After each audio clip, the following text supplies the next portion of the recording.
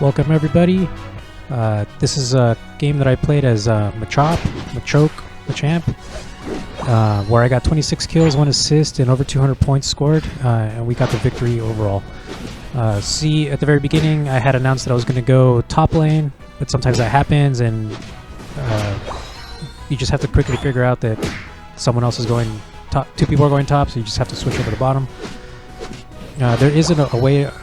There is an efficient way of clearing that bottom lane. I haven't mastered it yet. Here, I generally prefer to have two people take out this top Audino, either just to clear it much faster, or one person can defend while the other person attacks. Luckily, in this case, no one was there to challenge me, so then I quickly switched down to go to bottom. I accidentally steal his Audino there. He needed the XP more than I did. So here I just go down, and I just kind of wail on it a little bit so he can get the XP. And see, I leave it alone. It's important to manage your XP while playing this game. So in this fight, okay, so here's Mr. Mime. I quickly disengage because this bird has less health and is much easier to kill, so I quickly disengage, use my flash, get around him. Once I saw the Lucario there, I disengaged because I'm not going to be able to take a Mr. Mime and a Lucario. So I quickly retreat, grab some health. Always touch the goal point because you get a small shield. You get small buffs that are important in these kind of situations. So here I disengage, go around and grab the Mr. Mime, just because he's an easier kill, at least for me, and he also has some really annoying walls. So I make sure to get him first before moving on to the Lucario. Once we cleared everything, we want to go and score. You can see my score shield there. So in this game, I'm running level 20 score shield, level 15 focus band, and level 15 muscle band. There, the Aldino's not as important, so I disengage and go for Mr. Mime, start wailing on him a little bit. He's at level 4 and I'm at level 6, so I have a clear advantage. At that point, I'm just going to let him go because I didn't have any easy way of catching up to him once he was going to be moving faster and I was going to be moving slower. So I disengage, go clear my Aldino. Then I go, I'm always watching my map, and that's why I need to engage down here. So I disengage, bring him out a little bit, give him somewhere to make him think that I'm gonna run away before I go back and finish him off. At this point, they've already lost bees and a ton of other XP, and they've also died a few times. So I'm very quickly building a level gap, which is huge and very important in this game. I always keep an eye on your minimap for information like your Charmander is being attacked by Mr. Mime. So that's why I was able to engage so quickly and know to use my submission to go in there. Here Lucario is just blindly running in and kind of re-engaging with a Pokemon or an opponent that's significantly higher level than him. And you also want to be smart about your engagements. I saw Mr. Mime and the Slowbro there, so I disengaged because they were both at full health and I was less than full health. Even with the level gap, you still don't want to put yourself in poor situations. So he overextended and we were able to get that kill very easily.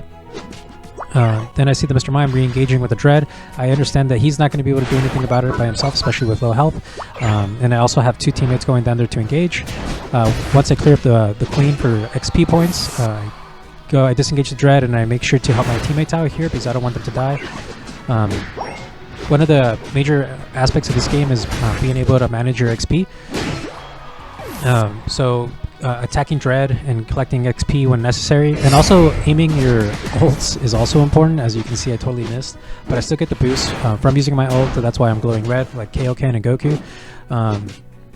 Doing my thing there. So here I'm clearing Dread alone. My Charmander should have been helping me here because a better team, they would have engaged. The Lucario and the Mr. Mime would have engaged and they would have killed me and they would have taken the Dread, which is a huge loss in points and XP points.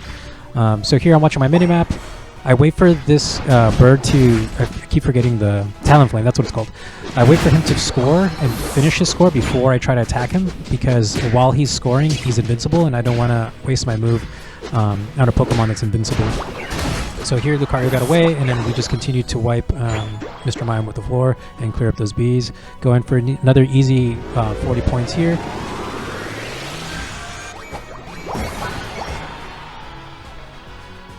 Now it's important to watch your minimap. The only reason I did not want to go this deep, it's not important enough for me to go in there because their team is responding, they're coming out full health, they're going to have advantages from being next to their scoring area. We also lost an ult from our Talonflame from going in. The only reason we went in is because Charizard wanted to score 24 points, which keep that sort of thing cognizant in your mind. Is it worth to score these 24 points and put your team in danger, or is it best to disengage and wait for a better opportunity to score? I'm not sure why our Talonflame disengaged from this Talonflame, but I go ahead and go in and just finish him off. There was really nothing he could do here apparently, because he didn't even try to fight me back. He just slowly tried to fly away. Watch your minimap. So I know I need to go up to try to help with the Rotom, but I'm also watching my ally's health. So I know there's a Pikachu up there and he's not taking any damage, so it's not that big of a threat at this moment. Now I'm going to go in and attack this Venusaur. Luckily he's 2 levels beneath me and has no allies to help him out, so I quickly was able to wipe him and then also wipe out these bees. I also keep in mind that the Rotom has reach the enemy scorer area, so I know I'm going to be able to get an easy dunk once I clear out those bees.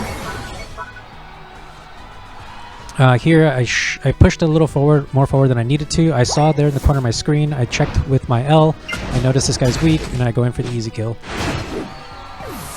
It's unnecessary for me to score these 8 points, but I also have a Talonflame here, so I just go ahead and go for it, and then before I disengage and return back to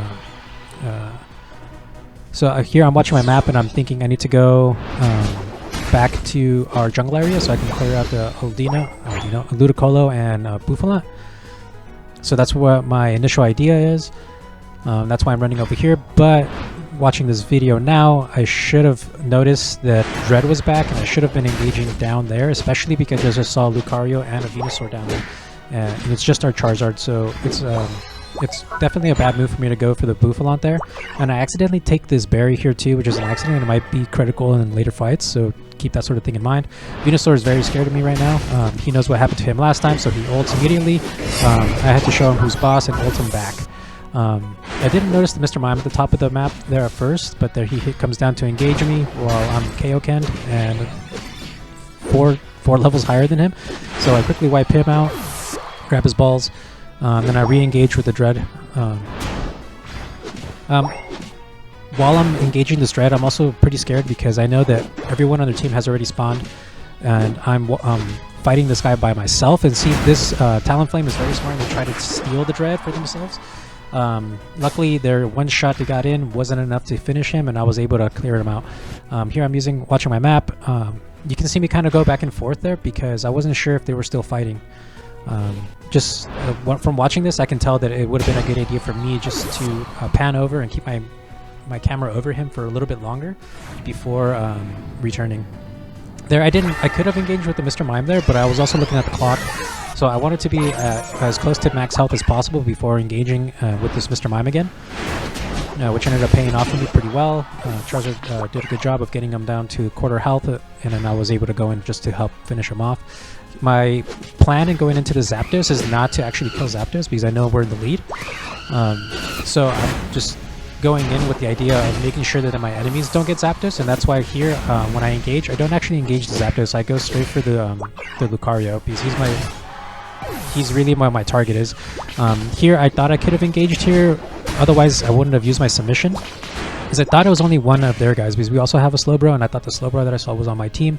I made a mistake. I also don't want to go back to base quite yet, even though I'm half health, because if their team is engaging in on Zapdos, I want to be able to make sure that I steal it before they cap it. Here I'm using my cross chop to maneuver around the map. It's very similar to Flash in the sense that it gives you quick burst speed. So you can use it defensively and offensively, both to get in on your opponent and do damage, and to get away in critical situations like I just did. That's why I'm walking here instead of using submission, because I see that Zapdos is at a decent health and I don't need to run in and use up a 10-minute spell. And that's why I save it for this moment where I can engage with the Lucario and then quickly take him out of the map, take him out of that engagement. Here I was just leading these guys into a trap, pretty much lining them up just so I can ult them. I have a speed boost and a strength boost here, so I use that to get into their base, go and score 100 free points. Then I'm going to quickly notice here while I'm scoring that there's a Mr. Mime engaging in center, so I want to make sure that he doesn't do anything to try to get that Zapdos. Even though there's only 13 seconds left, I wasn't really watching the time. I go and get the easy kill, then I realize, okay, there's nothing that we can really do to take this victory. So I just go and wail on the Zapdos a little bit. Doesn't really matter. But yeah, that was a quick, good game. Just some key points here. Even though this is an expert level class 4 game, there were still a lot of really poor fundamentals on the enemy team, and I was able to capitalize really big on just their poor fundamentals and really just take it home to them. So that's how I was able to get 239 score points and 26 kills. This is actually the second highest amount of kills I've ever gotten.